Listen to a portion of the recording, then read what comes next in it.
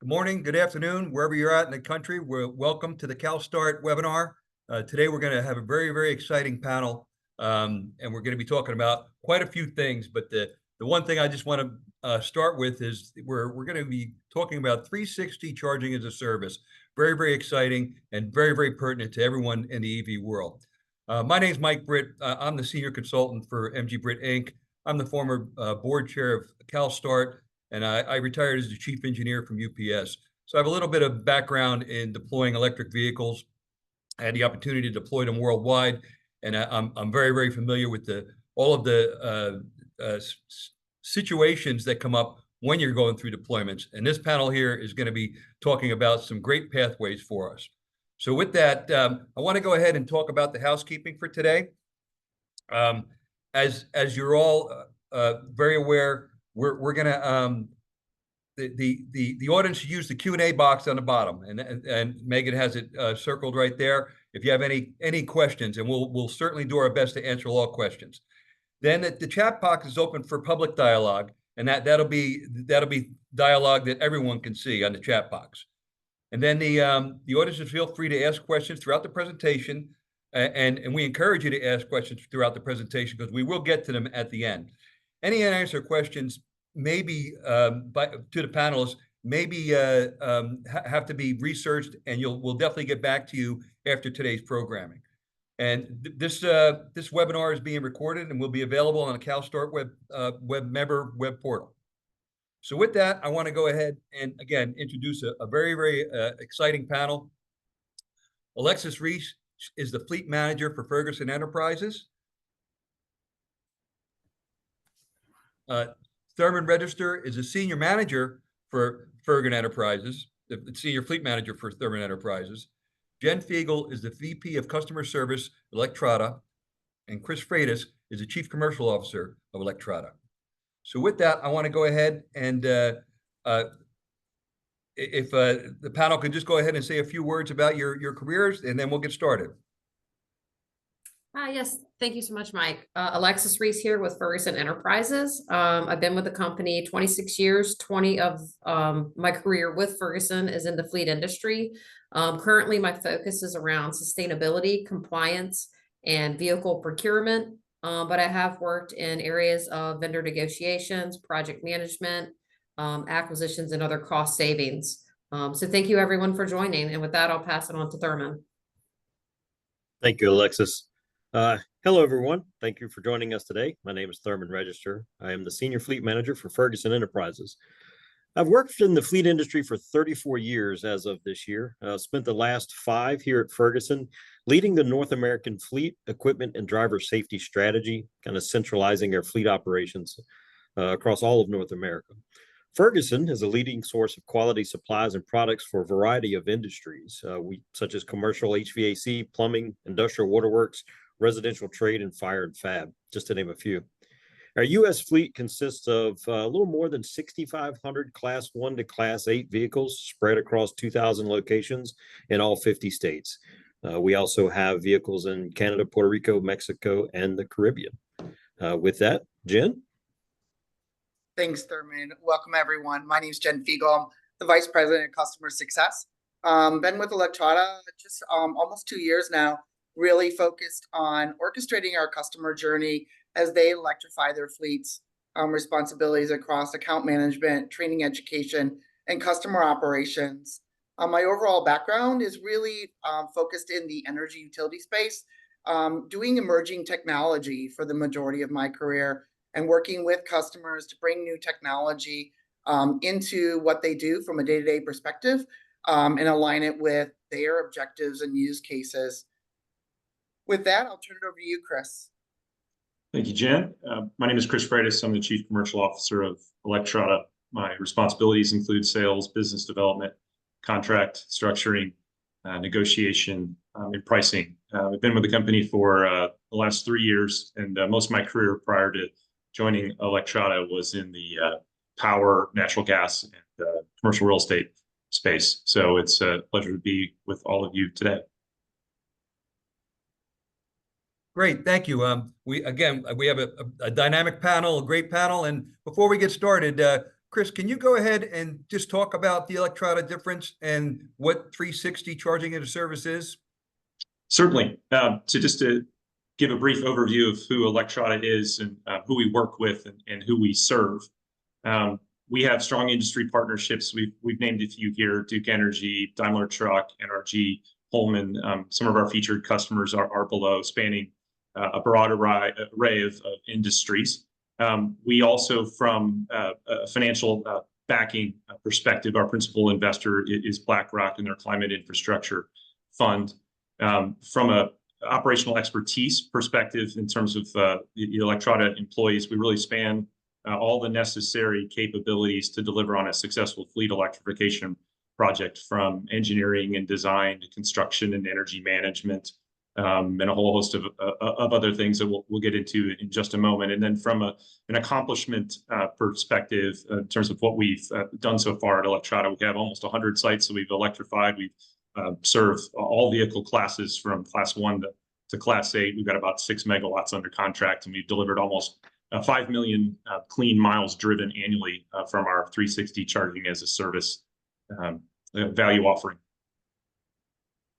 That's wonderful. What a strong industry partnership you have with such big players and people really committed to getting zero tailpipe emissions activity going throughout the country.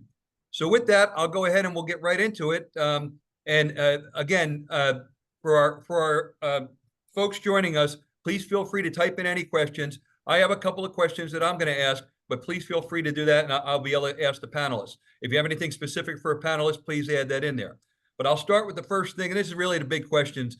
You know, what are the key things fleets take into consideration when planning their electrification strategy?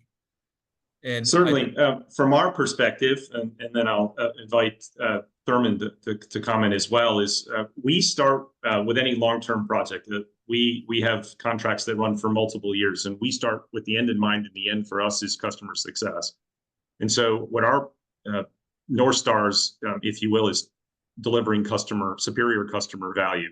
And we score ourselves in terms of delivering that customer value on 3 components. That's reliability, and we'll talk about our 99% uptime guarantee for our energy infrastructure that we use to deliver our charging as a service.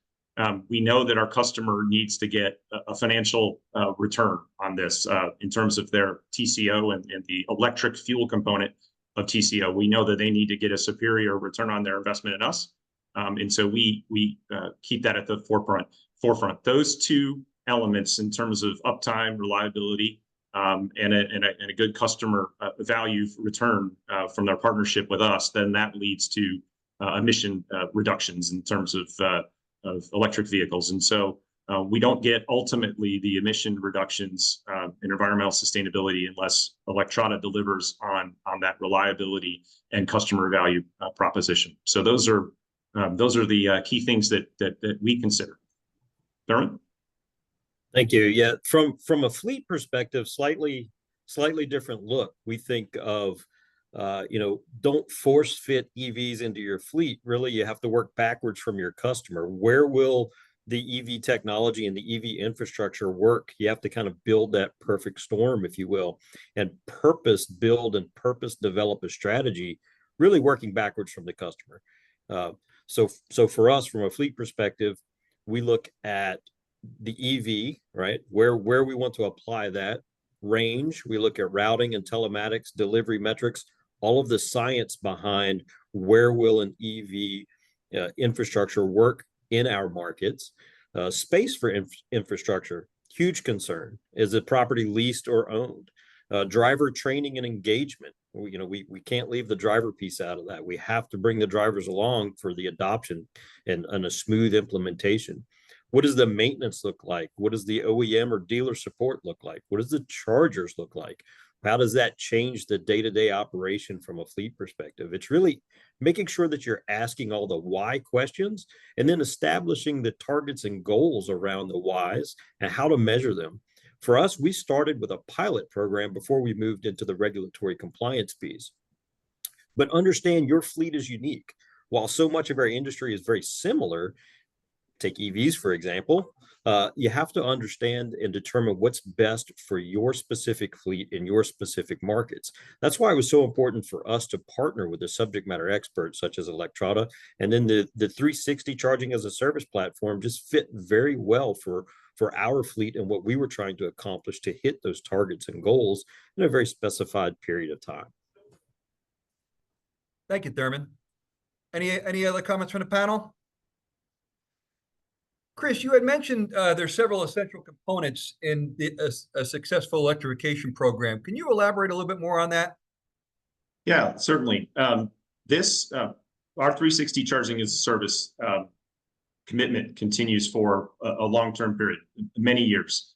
And so we think very long-term in terms of delivering that successful customer value that I talked about and that Thurman talked about what they're looking for in our relationship and then that deployment of electric vehicles. And so in order to deliver on a successful customer return from their investment in electrification, regardless of whether there's a charging as a service supplier such as ourselves or the fleet is doing this electrification program themselves, the following components really that we have listed here are what are successful components of a successful program, no matter who's executing it.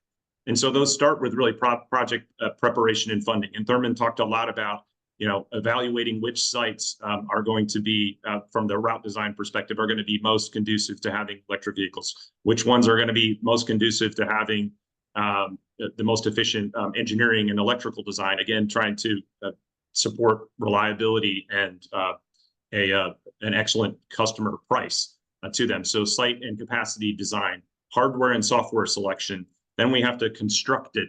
Then we have to put the energy infrastructure into commissioning. We have to train the drivers. And then all of that infrastructure has to be operated for a very long period of time to get the full utilization and return on that significant investment in that energy infrastructure. Again, whether we're doing that as Electrada, as a charging as a service supplier, or whether fleets doing it themselves, these are the necessary components to having a long-term successful electrification program. Any other comments? Chris, you mentioned do-it-yourself approach. A lot of fleets have a lot of smart guys and a lot of smart gals out there working for them. And there's been a lot of folks that have tried to do it themselves. Can you elaborate a little bit on what you've gathered with the do-it-yourself results have been? Sure. So what you see here is there was a program that the North American Council on Freight Efficiency, NACFE, ran. That's called Run on Less Electric Depot.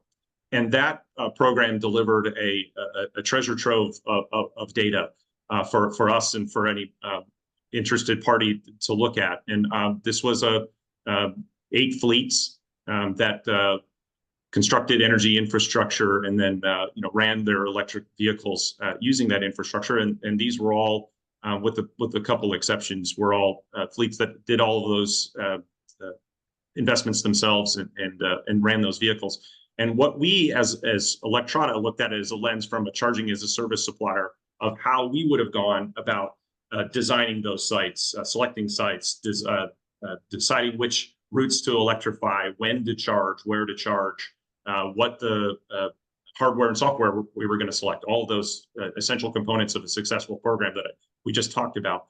And we view in terms of success, in terms of delivering, that customer value return, that reliability and emissions reductions, there are 2 broad categories that we look at with respect to delivering that on those 3 objectives. And those are, what is the energy infrastructure planning, what gets selected where and that sort of thing. And then how are the vehicles charged, when they are charged, and what pricing on the utility tariff they're charged, how long are they charged. That's all energy usage. And those 2 key components are really going to be the infrastructure cost, the asset cost is that first category. And then the second cost is really the energy component. And we scored those on a scale really from not so good to pretty good across all those companies you see there. And by and large, what we saw was a lot of suboptimal results on those 2 key categories. And then ultimately, we had some some not so good results, and then we have one operator that we thought was doing a very good job in terms of delivering on those key objectives. So kind of a mixed bag, but certainly less than optimal results from the DIY experience, at least from our perspective, is what we see. Yeah, because a lot of the fleets, they're obviously they're subject matter experts in fleet operations, but not necessarily setting up a whole electrical infrastructure. So thanks. Yeah, Mike, what we've done, thank you very much for pointing that out. I think what we try to do is we try to serve our customer and not get in their way of performing their core functions every day, which is delivering on their customer value proposition. What we as a company are organized to deliver, which is to get out of their way and let them run their business, and we'll be their electric fuel supplier. And that way, each company can focus on its core competence in the partnership, and we think that that's a winning proposition. It sure is, because everyone has a full-time job in the fleet. There's no spare folks in any type of fleet, so there's no doubt that it just got to be extra work for some of these folks, and obviously not being subject matter experts and not deploying in multiple locations or with multiple different vocations. So that's very interesting. Thurman, I'm sorry, did I interrupt you? Yeah, I was just going to add, for us from a fleet perspective, we did vet the DIY experience, right? So we looked at doing that ourselves, and just the number of resources that I would have to add to our team just to manage multiple sites, multiple infrastructure projects at a single point in time. It was a negative investment for us.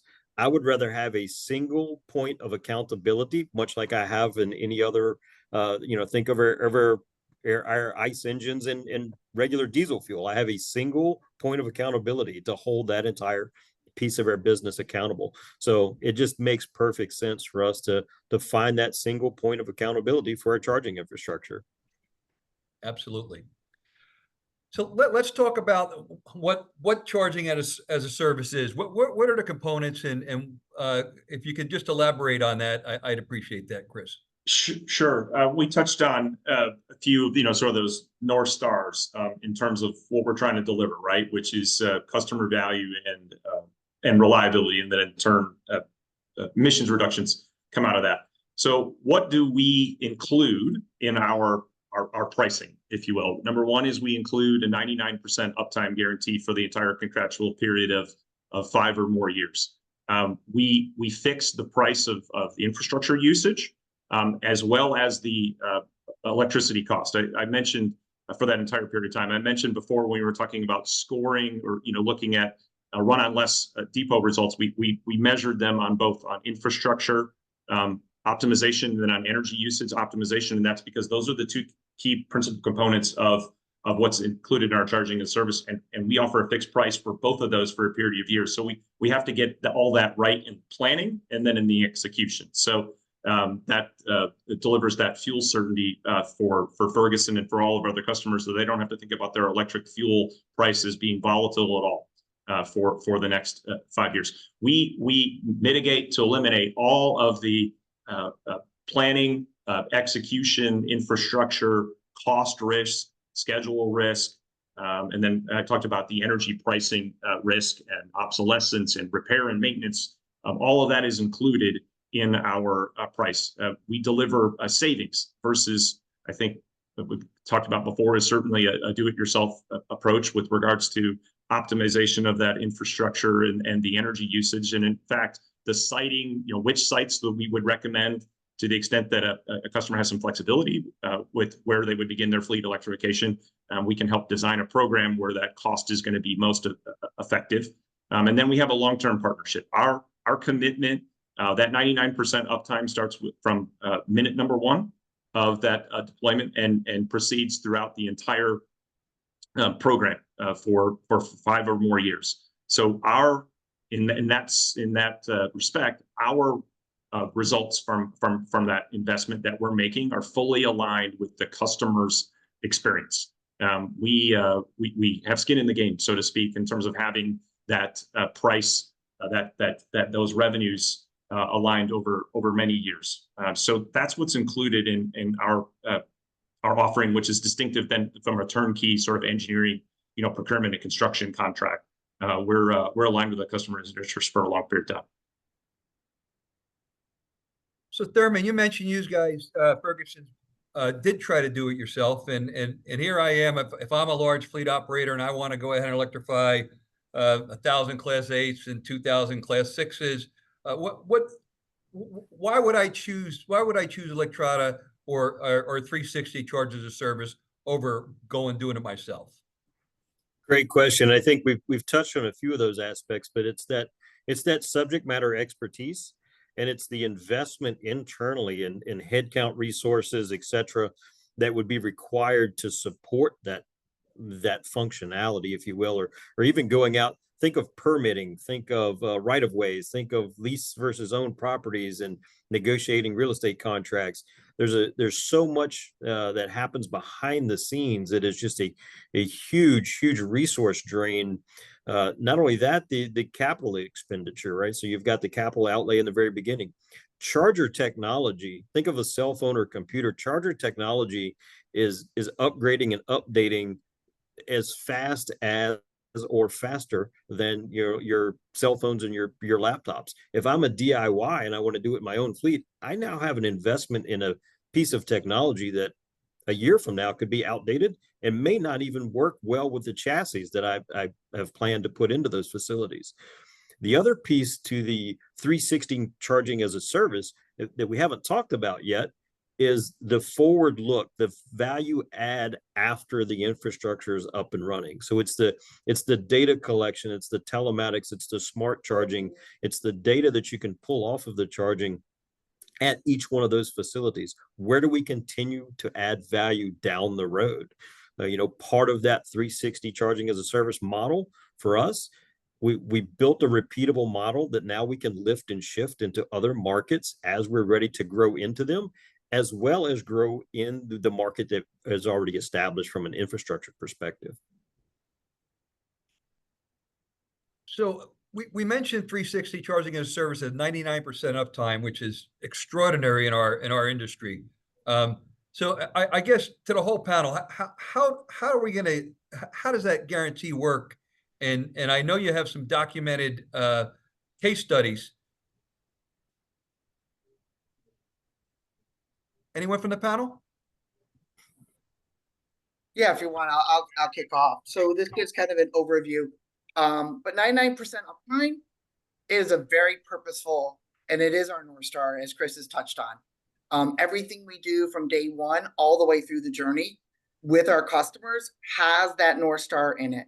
When we look at the design from square one all the way through, once we have a site that's live and energized and operational, the overall is kind of a framework of how do you hit 99%. Some of it's simple science and math, but it starts with 24/7, 365, right? Our customers are operational and we service across multiple industries. 99% requires 24/7, 365 right out of the gate. And really with three key functions, it's about being proactive and not reactive. So every site that we work with customers, and every site can be different, we establish and set up proactive alerting and monitoring of that infrastructure aligned with the use case. So we're handling all that monitoring and alerting and responding to that in a proactive sense versus reactive sense. So that's the first layer. The second layer is that corrective maintenance layer, where if there is an issue, how do we handle that? So really it's response time, and then it's resolution time with partnerships to really look at it from a remote intelligence layer and be able to resolve as much as possible in that form. And if you need to be able to target and dispatch to the site, you're responding within 4 hours, and you have a very focused, actionable step on site from a DC methodology to an AC methodology to make sure that the equipment's there and any technician that's on the site can really go through the steps and quickly be able to reestablish the infrastructure and any of the charging capability. Sounds like a lot of moving parts. What are the daily and hourly tasks supporting that 99% uptime? There's a couple different layers. When we look at 24-hour clock, we've broken it up into kind of 4 quadrants. That start of day And this really feeds back into like our onboarding program where we work robustly and purposely with our customers to understand what are their daily operations for each specific site, because there can be variations from site to site. So that start of day, you're really looking for that the electric vehicles are ready to go. What are any of the daily metrics to be monitoring for? Any of the schedules that need to be prepared for later in the day.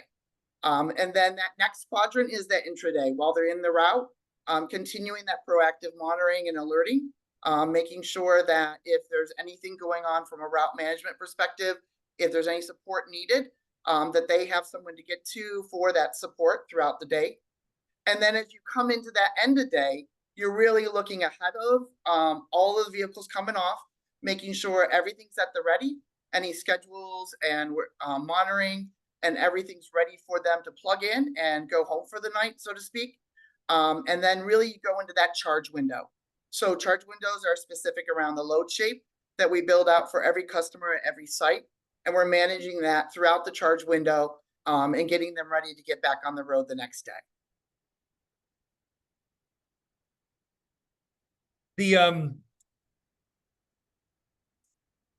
What are some of the key learning what are some of the key learnings you've had so far here? I mean, there's been several engagements and a lot of activity going on, but what are some of those that you've learned working together? Alexis, you want to kick off?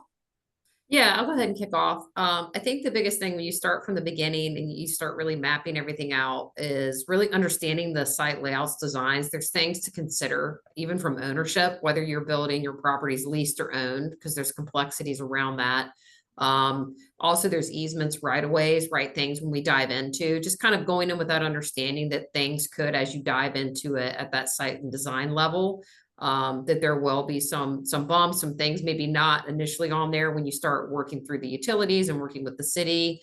Really got to take into consideration the delivery and flow, right? It's really engaged with your location at a local level, understanding how their trucks, how move in and out, right? How their fleet operates during the day, any restrictions. And that's where that engagement that Electrada at a site level, as boots kind of on the ground, walks through that several calls and we work through those pieces. So there's some things through that we've learned, kind of which sites are easier to work with, which aren't.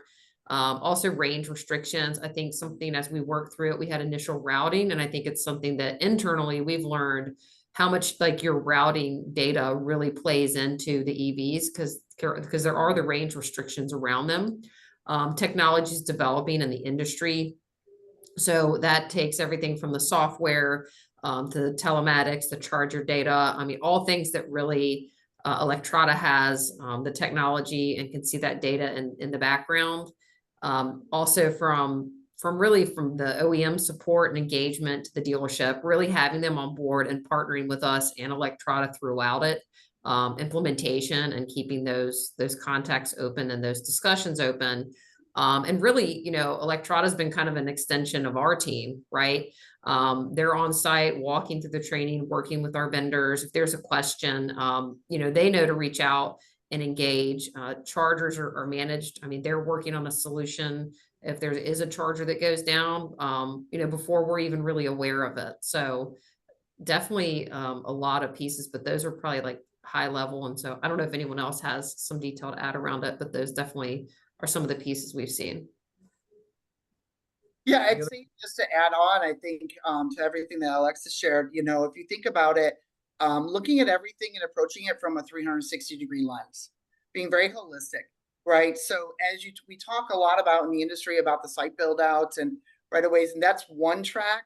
What we found also is that really a very robust, purposeful onboarding program is vital to happen in a parallel track, making sure, and as Thurman and Alexis touched on, what's the day-to-day operations of a site? What are the routes? How do they operate? How do they load? How do they do what they need to do? So that as you're building out that site, you're really looking at all the processes and procedures that may have a touch, and using that 360-degree lens is really pivotal, all the way from onboarding to training. Not only just having the drivers trained, but also everyone that's involved in the program, because it's new. right? Electrification is new for the management teams, the dispatchers, transportation, everyone involved. And so we've seen that 360-degree training program as being a vital part of everyone kind of getting to understand the why, getting excited about it, really being able to address their questions and help them be confident as they get started. I mean, I think the last thing I'd say is be ready for the unexpected, right? So there's going to be something that goes on. Be agile when you do it, and continuous improvement needs to be a constant. Learn from it and incorporate. Learn from it and go forward. But there's going to be a bump, and it's not going to have a perfect plan as everyone would wish. But being able to respond to it, resolve for it, and work through it, I think, is a really vital piece of it. Yeah, and you mentioned the customer's lens. What's Electrada's 360 service? What does the customer engagement look like? Can you elaborate on that? Yeah, absolutely. So what we've put together is kind of a framework around, how to work with customers. We really call it the 4 E's. It's a journey. Emerging tech is always a journey. There's a lot of different components to it. So in that first phase, when we start working through the origination and customer engagement, Chris and his team really run through with partnership across the solution engineering team to build out a CaaS model that incorporates all of the use case for a customer, from the vehicle to their daily operations, to really develop what they need to be able to be successful in an optimal solution. All of that then transitions over into, as we move into enable, it's really the design phase. And that has multiple prongs to it, where the solution and the site design is one, the solution platform is another, where there is multiple systems that need to be integrated. There's interoperability testing to be done. And then, of course, as we touched on, is the onboarding, really designing around what does electrification look like day one from process procedure across the board. As you move into that, you get into the construction phase, preliminary testing phase, and really bring everything together from an end-to-end test to training, where then you get on the road from an overall perspective. And it's really there where day one operations start, the clock for the 99% and those day-to-day operations. But most importantly also is really measuring for how's things going? Is it performing as expected? What are the learnings? What are the trends? And where you can put improvements in the overall program. And then it's just a very continual cycle of working through that process. It certainly is an effective looking cycle. And I guess one of the big questions would be, how long does this take? I mean, this is a lot of moving parts again. And I'm interested on your opinions on your track record and what you think it's going to look like in the future. Sure. Thurman, you want to kick off? You want me to start? Either one. I'll take a run at it, and you can fill in the holes where that I forget. So how long does it take to get power to a site? That's the $1 million question, and it's really site specific. And I'll tell you how we went about it, and it worked very well for us. So there's so many variables to each site location, and this was a major factor in selecting whether we were going to DIY this or whether we were going to push this out, and then who were we going to partner with to electrify some of our locations. Was that speed to electrification, right? So we talk about speed to market in other parts of the business. I call it speed to electrification. So the Ferguson fleet team sat down and we identified a number of what we thought were viable locations for electrification. We put together this big list of locations that we thought was wonderful and great. We sat down with their partners there at Electrada. We laid out, hey, here's all of the locations that we think are wonderful. And that's where the subject matter expertise comes in, because they really looked at each one of our locations. They knew what to look for from a permitting perspective. They knew what to look for from a dirt equity perspective, even from a utility perspective, which utilities could get there faster, et cetera. And they really pared down our list and changed it quite a bit to these are the most viable and the fastest to electrification for your fleet of what you're trying to accomplish kind of in your target area, right? So once Electrada came back and they pared down those best solutions, the speed to electrification for us, as well as future expansion and growth, all a top consideration. Really, then at that point, it comes down to permits, utility timeline, review, approval, construction, site layout, easements, right-of-ways, all of the unforeseen things that come up in any type of construction project. Really, just to tag on it, Thurman, I think you touched on it really well, right? It's very variable. It's not linear. It's not a one size fits all. It's also about really understanding the space. For us, is really understanding across all of the United States and the different utilities and the different cities and the requirements, staying abreast of that. And as you're sitting down with your customers, as much like Thurman touched on when we talked to Ferguson, is looking across that and really kind of optimizing where do you start or where do you go next, looking at all those variables. I think the other key that we're seeing is really building out that load shape for based on the overall model and bringing that to utilities so that they can really have a focused package to work from. It's also understanding the regulatory space around utilities and what programs are available and different aspects there.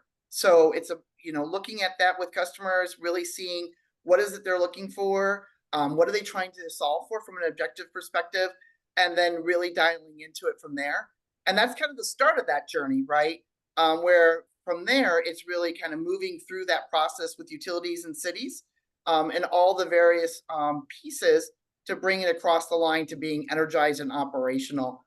So, what you see here is kind of a directional that we see timeline-wise of roughly a year from that start to end, where you're energized and being able to operate. But that does vary, and so it's more of a guiding post that we are seeing, and it does change depending on where you are and what cities you're working with and what state you're in. Again, a lot of moving parts, and it looks like the Electrada team can move pretty quickly if all the other pieces come into place. And we discussed this previously on our pre-calls, but Electrada certainly has the bandwidth to get this done quickly. So and the experience as well. The folks from Ferguson, I just got one more question. Now I'm going to go to I have a bunch of questions from the audience. What are your plans? Are you gonna continue to use 360 charge as a service for your future deployments? I mean, if you could speak about it publicly, or you just elaborate on it for us. Sure. The short answer there is yes. Right. So it's, for us, it's that single point of accountability. It's a repeatable model that's easily adaptable and deployable across all of our markets. So if we think about, where we started in California, where we want to end, it's a lift and shift model. We can really move that to any of the markets that we operate in, and build a repeatable, deployable tool. Right. For us, the other piece to that is the 360 charging as a service. If we were going to DIY it and all I was trying to do was hook a cord to a truck to get it to charge, I could do that. But that's not what this is, right? And I think that we haven't really touched on that of what it isn't. And the 360 model really incorporates our customers, both internal and external. It looks at our sites, and it builds the value add of the partnership over time. So it allows for greater insights. Again, getting back to that data collection, a robust forward look at our fleet electrification. It helps me build a deployment and implementation strategy that hits our corporate targets. So when we think about 360 charging as a service, yes, we'll continue to use it. Yes, it's a deployable model for the foreseeable future. It works very well for our fleet. Again, if it was one site, 2 trucks, and all I needed was a cord to charge them, we could have handled that in-house. That's not what this model is. It's very, very robust. Thanks, Thurman. That takes me segue right into questions from the panel, from the audience, and specifically for Ferguson's. How are you planning on dealing with ACF in California? So I'll start that, and then I'm going to pass it to Alexis. I'll say we were compliant before ACF was ACF. So we started our electrification journey as a pilot. We were layering an electric fleet on top of our ICE fleet to really learn for a year or so, 18 months, 24 months, to really kind of get those learnings out of the way before we push the accelerator down and push that across the US. But Alexis, I'll let you touch on the actual ACF piece of that question. Okay, yeah, so for ACF from a compliance standpoint, so for Ferguson, we fall in that high priority fleet. What we did is we did go with that milestone approach. So anyone who's familiar, there's two different options. You can take everything new, buy it directly as EV, or you can do milestone. And we did milestone that way.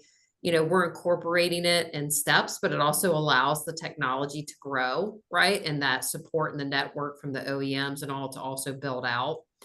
So we're working that through, and really we've actually engaged Electrada, and this is where we're partnering with them to say, now that we have our sites, you know, do we bolt on to existing? What are the next sites we should look at if that doesn't work? The class of trucks, looking at our fleet, and that's where they've been a partner with us, right, in that next step. So we know which approach we're taking it from a compliance. We're then engaging and looking at solutions with Electrada to then implement it. The other piece in that is, you know, your fleet is it's a percentage compliance. So we're also looking at if there's any underutilized assets to get those out of the fleet. And that's a challenge. If anyone in the industry knows, it's been hard to get vehicles. So having people to give them up and slim that down. So those are kind of the two approaches, but really Electrada is, you know, integral part of that and building off of what we have. And then, you know, identifying where else, you know, opportunities lie within our fleet for those that operate in California. Yeah, again, a lot of sharp edges there in California, and fleets need to, you know, find a way to survive, to work their way through this. For Electrada folks, do you provide any assistance in finding potential funding opportunities for infrastructure and equipment or training? How can you assist people that are interested in 360 charge as a service for that type of opportunity? Yeah, Mike, we do. So, you know, included in our price is those two key components, right? The cost of the infrastructure, the panels, the switchgear, the conduit, the installation, and the chargers. And then there's the energy component. Their incentives really fall in those two buckets, and they come from different sources. They might come from the utility might have a program with respect to charger rebates and that sort of thing. And yes, we factor those in as cost reductions to the customers, pass through as a reduction in our long-term rate. Those are pretty straightforward. And then there's a series of infrastructure incentives that are offered by you know, state governments, you know, other kinds of entities that are not utilities, energy commissions and that sort of thing. And we feather those in as well and we work with those grant providers to ensure that the customer's timeline will line up with the restrictions usually of the grant and how those sort of things can proceed. We can't run ahead of the granting authority. And so we align, so to the extent that our customers' timeline, which ultimately that's who we're serving, to the extent that their timeline in terms of integrating EVs and meeting their financial and environmental objectives can work with a grant, a timeline, then yes, we will pass those along as well. That's on the infrastructure side. And then there's the energy side. I'm currently in California. The main incentive is the low carbon fuel standard. So those are carbon credits, carbon reduction credits that essentially can be sold on the open market. You know, every quarter is over the counter market. We pass those through. We take a forward position, just like we take a forward position on what the energy prices are going to be 4 years from now in Sacramento, California, and fix that in our price. We also do the same thing on the LCFS credit. So we take a forward position that they're going to be worth a certain amount of pennies per kilowatt hour in year 4. We pass that along on the front end as a reduction in that fixed energy price that we give. So again, we are trying to take all the cost risk and fix all of that into a fixed price for our customers. So yeah, we pass those all along to the customers. Ultimately, we're infrastructure investors and we're long-term infrastructure investors. And so we want to scale with our customers like Ferguson, and we're going to pass along all those benefits to them as they arise from whatever granting organization. And Mike, I just want to add to that. I mean, that's a huge resource too. Because when we, and before kind of really fully engaging, we had looked at like, reaching out to utilities, and each of them have their own paperwork. There's timeline commitments. I mean, alone with the 5 locations we're doing, it's 3 different utilities. So, that's paperwork for 3 different, and that's just the utility side. So, that's a huge resource and benefit, because when looking at what it would take to submit and work through those incentives, it's a pretty big lift, and having those relationships and understanding those connections with those utilities is part of what a lot of Electrada works through, and has that relationship that is a benefit. And I just want to call that out as a part of that. Because there's not a lot of resources, and go with people that understand the grants and understand how to get these rebates and incentives. And strategically also help you hopefully get it approved better than just trying to figure it out on your own. So Yeah, I would add, thank you, Alexis. I would add one more thing, that it's not a discrete incentive. It's not called an incentive, but inside each utility across the United States, and we have a database that we have every single electric rate tariff for every single electric utility in the United States, that there are incentives that are built into the rate tariffs themselves about when vehicles, EVs can be charged, which is the appropriate tariff. Certain utilities have multiple different EV rate tariffs.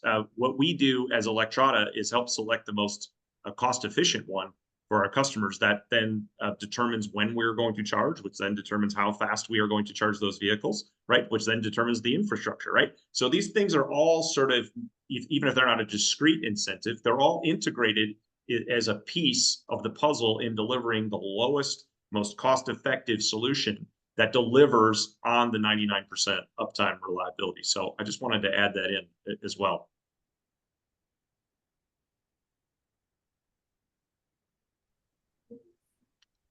Hey, Mike, I think you're on mute. I'm sorry.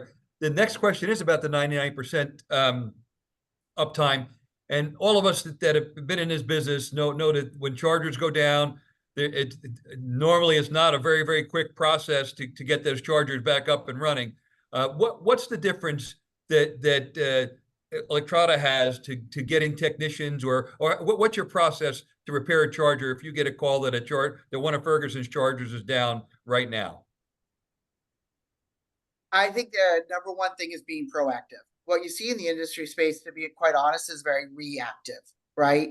So that alerting and monitoring, we're monitoring 24/7, 365, and looking for anomalies that don't meet that site specification. We're responding to that. The second layer of that is the diagnostics. So when you think about 99% uptime, everything's in minutes. It's not hours, and it's certainly not days.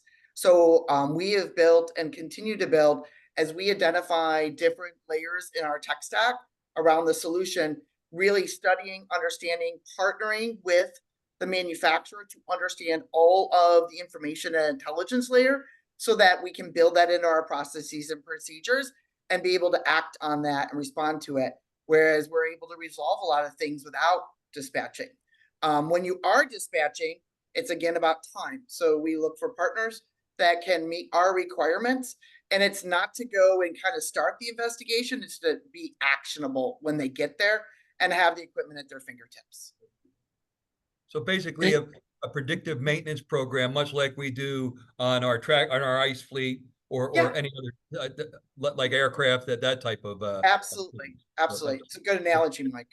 And it's really like, when you think about it, right? You're taking a driving computer, right, that's now talking to a charger that's other technology. So it's beyond just like, there's the uptime of it, but Electrada then working through not just the charger, but sometimes it's the vehicle, right, and understanding that vehicle. So they're working through that, and I can speak to the fact that they monitor and have worked through. We had one of our locations, and they went to the manufacturer and really went through, worked it. They still also in the short term had a plan, right, that they helped the location come up with a pattern that they were still able to charge and operate, right, while still working the resolution, because it's new technology. So I think everyone has to understand that things, like you said, there will things that will go wrong or won't happen, but that's with any EV, with any charger, because it's all new technology. But they're there to run point, and they've been able to tackle when we have those. and still keep us operational, right? Which is a big piece because things are going to happen. And I think everyone just has to kind of really be realistic when taking on the EVs and understanding that. We have a comment from the field from an engineering firm just describing that charging as a service really de-risks the whole program. And it really is an advisable way for folks to go. Although, you know, we again, folks have been in this business for a long time, would have never dreamed of doing charging as a service. But when you build all of the things that we talked about here today, you build it all in, at the end of the day, you know, the ROI is one of the most important things. So, I mean, and it appears that the Ferguson Electrada model here seems to work out. So what were the biggest challenges during this implementation? And you know, I don't want you to air dirty laundry or anything, but there had to be some challenges, something that stands out. And this is from our audience as well. And what was the biggest challenge and how did you overcome it? Not knowing about an easement from the late 1800s. That would do it. Just be prepared for those types of things. None of us saw that one coming. So I think if you really think about, you know, some of the largest challenges for us, some of those challenges were internal. We laid out a great implementation strategy. Electrada was there every step of the way. We trained our drivers. Everybody was on board. And then as soon as we turned around, the drivers were like, nope, I'm going to do something different. So we continually have to, I don't want to say retrain, but engage the guys that are going to be 6 feet from the work, right? So it's a whole new way of doing business. It's a whole new way of interacting with their customer. Alexis found out firsthand last week, when we show up on a job site now with an electric vehicle, it doesn't make noise. So there's a whole new safety aspect to maneuvering electric vehicles around a job site, because unless you're moving backwards, you don't hear them. So it's a whole new way of teaching our associates and our drivers how to utilize an electric vehicle in the market that we currently serve for our customers. So that's been a huge challenge internally for us. From an electrification piece, I think, you know, it really gets back to the very beginning, where we, being Ferguson, thought we were going to have sites electrified. Electrada came back and said, hey guys, that's a great idea. It's nice to want things, but if you move over here, there's incentives, there's other opportunities. It's more robust. The speed to electrification will be faster. We can do this X, Y, and Z and grow. Whereas the facility that you selected here is very limited. So I think that was an initial learning for us, an initial challenge for us to really say, okay, we need to kind of shift where our focus is going to be from a infrastructure perspective and really turn it over to the subject matter experts to tell us, hey, this is the best option. And it's worked out really well. That's some good advice, Thurman. Appreciate that. Alexis, any advice for the fleets that are looking to electrify? Do you have any thoughts you'd like to share with the audience? Yeah, I mean, I think just to kind of pivot off of the driver piece, I mean, you know, they're the ones making it happen at that local level. I think it's constant engagement, constant communication. I think that's something that we worked and partnered through with Electrada from the beginning and even to now, with follow-ups and check-ins and just getting a pulse and, you know, doing everything we can to support them in use.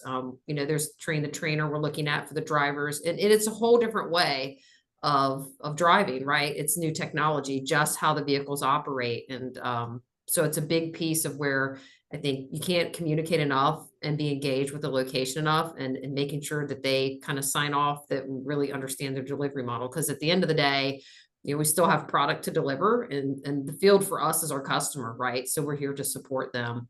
And, you know, really from beginning to end, just being engaged with your OEMs, being engaged with Electrada and site. I mean, there's lots of really great conversations, and really had to build a team. I'd say if you don't have an internal team, and from a corporate perspective, it's not just me and Thurman sitting here making up a plan with Electrada. I mean, you've got to have corporate communications engaged, facilities kind of weighs in, right? You got to figure out what that team is and support, because it's a big initiative and it's a whole different way of thinking. So, but definitely glad we got ahead of the curve in California with teeing this up. So Yeah, and to coin Thurman's term, one throat to choke is pretty important. That the one point of contact to make sure that we're accomplishing the mission, and everyone's staying in the lane. Your core business is transportation. You know, the core business of Electrada is electrifying. So, Jen, can you give some advice to the fleets?